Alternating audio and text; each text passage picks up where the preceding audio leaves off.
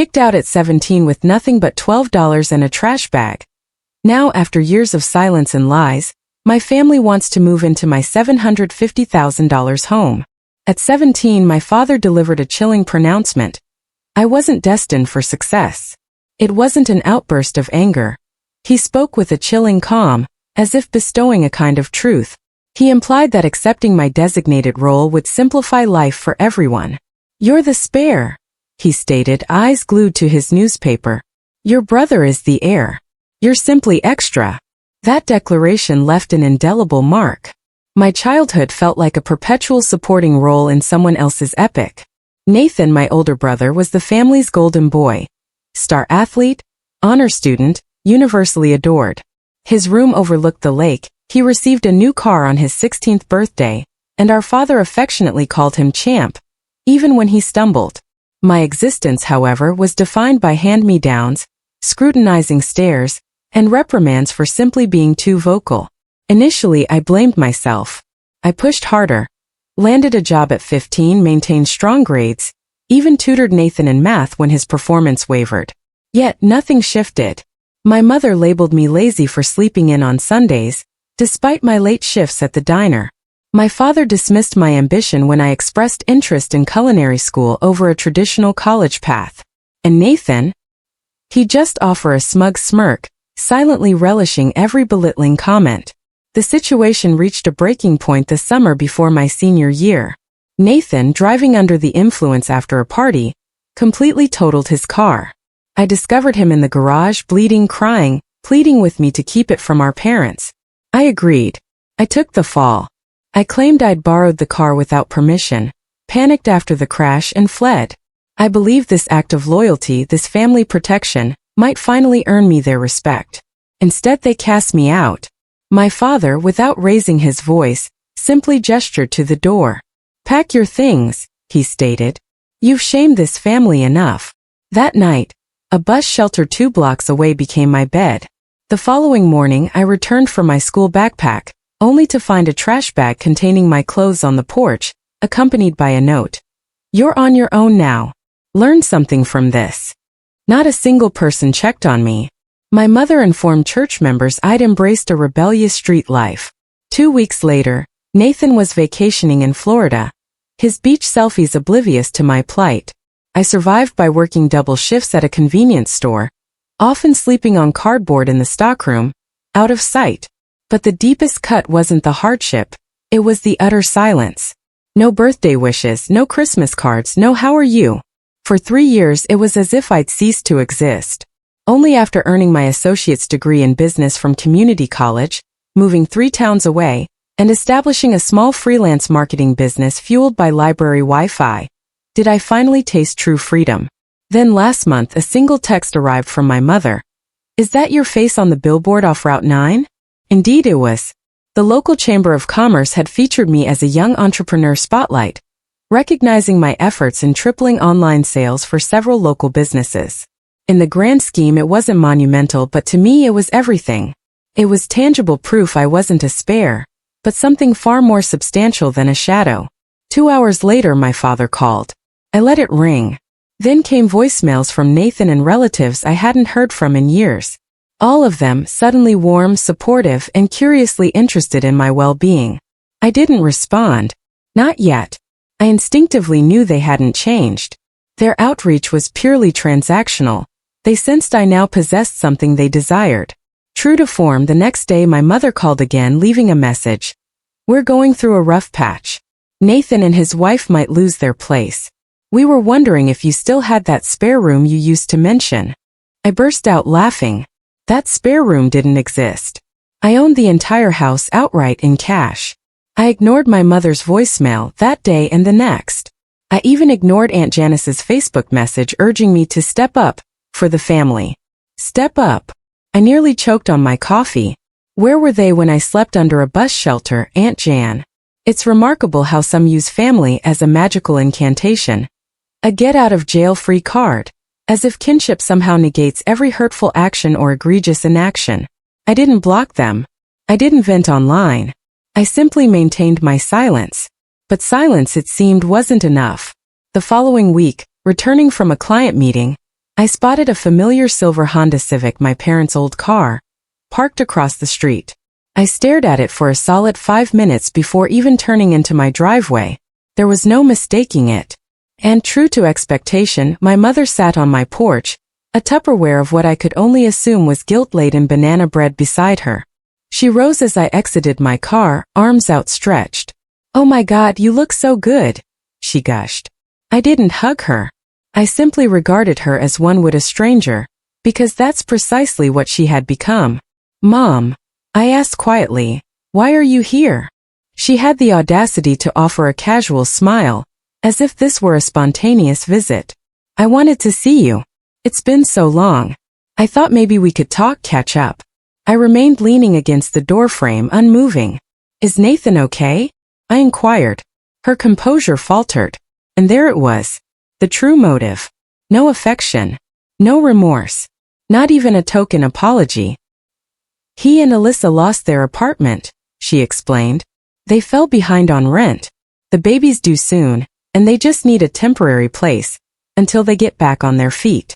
Your father thought we could all stay here just for a few months." I nearly laughed.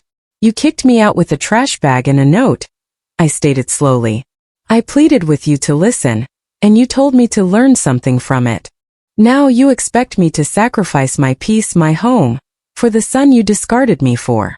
She blinked as if struck. "It was complicated back then. We were just doing what we thought was right." "No," I interjected. "You were doing what was easiest. You believed Nathan's every word because it simplified your lives. My ruin was irrelevant." A heavy silence followed. For the first time, I detected a flicker of something akin to shame in her eyes, quickly replaced by defensiveness. "Well, we couldn't have known how things would turn out. You've clearly done well for yourself, so perhaps it wasn't such a bad thing after all." There it was. They had abandoned me, and now they sought credit for my resilience. "You are not coming inside," I declared firmly. "And you can inform Dad, Nathan, and everyone else that this house possesses no spare room." She began to speak, likely to plead or manipulate, but I was already turning the doorknob. That's when she delivered the accusation. "You're being selfish." I paused. I turned back, met her gaze, and offered a calm smile.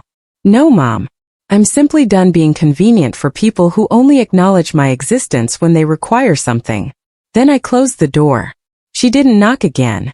That night I lay awake, replaying every moment. The audacity of their appearance, seeking aid, pretending we were still a family after their actions. For a fleeting moment an old familiar guilt began to surface. A whisper asking if I was now the villain.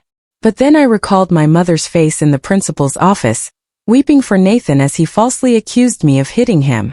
I remembered her gaze, devoid of belief, love, or even curiosity, filled only with disappointment. I remember being pulled from school, expelled from my own home, and the years of deafening silence. I owed them nothing, yet I wasn't finished. A part of me craved not revenge but accountability. So I composed a detailed message, not for them, but for my extended family, the cousins, aunts, and uncles who had for years only heard their biased narrative. Those who believed me to be troubled, rebellious, angry. I laid bare every truth. The car crash, the fabricated confession, the trash bag on the porch, the silent years, even the recent Tupperware visit. I included a screenshot of a text Nathan had sent me years prior, brazenly boasting about how effortlessly he'd gotten rid of me. I hit send, and for the first time I felt no fear. Within an hour, the message reverberated through the family group chat. I'd muted it years ago, but my phone relentlessly buzzed. "Aunt Marie, is this real? I never knew. Uncle Leo. Your parents claimed you ran away, that you were on drugs. Cousin Denise. I always wondered why you vanished. I'm so sorry. That text from Nathan is disgusting." A torrent of messages poured in. Sympathy, shock, guilt. A few were hesitant, their apologies more about their own discomfort than my suffering. But I didn't care. I hadn't written it for pity. I'd written it for truth. Then a name I least expected appeared in my inbox. Alyssa, Nathan's wife. "I'm so sorry. I had no idea. He told me you were unstable and violent, that your grandmother took you in after you assaulted your mom. I feel sick." I stared at her words, unsure how to reply. Another message arrived. I left him last night. My breath hitched. She'd apparently read my email aloud to Nathan. He'd laughed, then grown defensive, then furious. He tried to delete it, yelling at her for her supposed naivety. Alyssa, 7 months pregnant and finally free of his gaslighting, packed a bag and left for her sister's. She said my message snapped something in her, making her see the pattern and realize her baby deserved better. I didn't gloat. I simply replied, "You did the right thing." That should have been the final chapter. But Nathan never tolerated exposure. 3 days later, leaving my favorite coffee shop, heading to my car, I heard my name. I turned to see him, Nathan. He was a mere shadow of his former self, unshaven, eyes hollow, still clutching to a worn varsity jacket, as if clinging to his last moment of perceived importance. "You think you're better than me now?" he sneered. I offered no reply. He closed the distance too close. "You always played the victim. Still do. What? You want everyone to pity your sob story? Think anyone cares?" The scent of cheap beer emanated from him. "You lied," I stated, calm and quiet. "Yeah," he scoffed, his laugh bitter and sharp. "So what? You survived, didn't you? Got your big house and your little billboard, so quit crying." So many retorts clamored in my mind. I wanted to scream, to enumerate every tear-soaked night, every lonely birthday, every moment I doubted my own worth because of him. But I held back. He craved a spectacle. I simply walked around him, opened my car door, and delivered one last truth. "You lied. I thrived. And now you have to live with that." I left him there alone in the parking lot. That evening, I had dinner with my grandmother, the sole person who never required proof. I recounted everything. The email, the messages, even the encounter with Nathan. She listened intently, hands clasped, nodding only occasionally. When I finished, she reached across the table and grasped my hand. "You did good," she affirmed. "That's all I needed." A week later, a certified letter arrived from my parents' lawyer. They were, apparently, contemplating defamation proceedings over my family email. I laughed aloud. My own lawyer, yes, I finally retained one, assured me their claims were baseless, empty threats. The evidence I'd collected, particularly Nathan's written admission, would unequivocally dismantle their case. I never heard from their lawyer again. They retreated into silence once more. It seems when you cease to be useful, you simply vanish. That's when I decided to do something I hadn't done in years. I took the note they'd left on my trash bag that night. "You're on your own now. Learn something from this." And had it framed. It now hangs in my office, beside my Chamber of Commerce award. While most people frame their diplomas, I framed a warning and transformed it into a personal promise. Spare. That's what he dubbed me. Merely a spare. A phantom in family photos. An empty seat at dinner. A name rarely uttered unless followed by, "What's wrong with her?" But the cruelest truth about being a spare is that spare parts are eventually recycled. And that precisely was their next attempt to recycle me. It began anew with a knock. Not a voicemail, not a text, not a familiar car across the street, but a distinct knock on my door just after dusk. I almost didn't answer, yet an inexplicable urge compelled me. Opening it, I didn't see the imposing father I remembered, but a man shrunken, diminished. His gruff voice, his air of superiority had vanished. He stood in a threadbare sweater, holding an envelope, a stack of papers, not a letter. "I'm signing over the house to you," he said, avoiding my gaze. "Your grandmother said you earned it more than any of us ever did." My grandmother? That was the precise moment a wave of dread washed over me. "She's sick," he added, finally meeting my eyes. No preamble, no manipulation, just a stark fact. Cancer stage 4. We sat in silence on my porch, the very spot where my mother had once pleaded for a spare room. "She didn't want to tell you," he murmured. "Said it would distract you from your work. Said she was proud." Proud. That word struck me harder than any accusation or apology. My gaze drifted to the garden she'd helped me cultivate last spring. Lavender, rosemary, marigolds. She called it her living prayer. I could still see her faded gardening gloves, forgotten over the fence just last week. I swallowed my anger. This was no longer about them. It was about her. 3 weeks later, she passed away at home, my home. the one they once claimed I didn't deserve. I held her hand as her breath softened. She wasn't afraid. Her last words were, "Promise me you'll plant something new every spring. That's how you start over." Then she was gone, but not before leaving me one final unexpected gift. Under her bed I discovered a small wooden box, sealed with a letter in her unmistakable, neat, slanted handwriting. To the granddaughter they never saw. Inside, a stack of old journal entries, pages yellowed with time, dated from when I was 9, 11, 14, ages I'd long tried to erase. She had chronicled everything. My neglected birthdays, the bruises, the lies, Nathan's staged accusations, my mother's whispered mistake, when she thought no one was listening. Proof. She had documented it all. And at the very bottom, a notarized and signed deed transferring her house. She had named me the sole heir. I didn't cry, not from a lack of devastation, but because her final act wasn't about sorrow. It was justice. She had rewritten our legacy.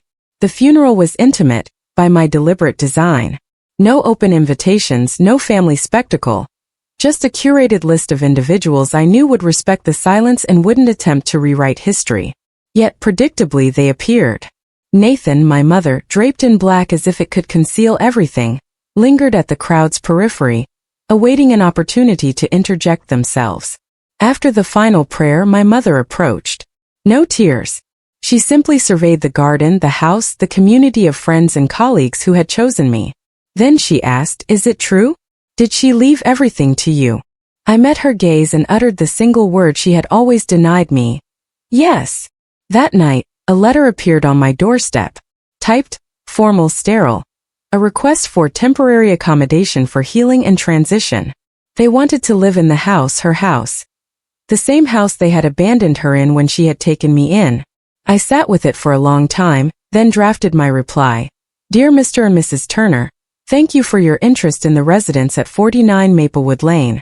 Currently, all rooms are fully occupied by peace, silence, dignity, and the long overdue scent of lavender.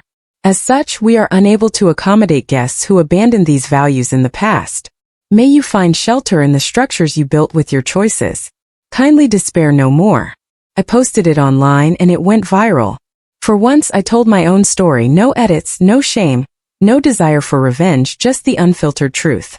People shared it, stitched it, messaged me not for drama, but for a shared sense of relief. I wasn't alone. So many of us, the spares, were actually the entire engine. Today I walked through my grandmother's garden and planted something new, just as I promised. A single white rose bush named Rebirth. This time the story doesn't conclude with exile or anger. It ends with roots because I am not a spare. I am the seed that survived. Thanks for watching and being a part of the drama. Don't forget to subscribe and hit the bell, so you never miss a wild new story.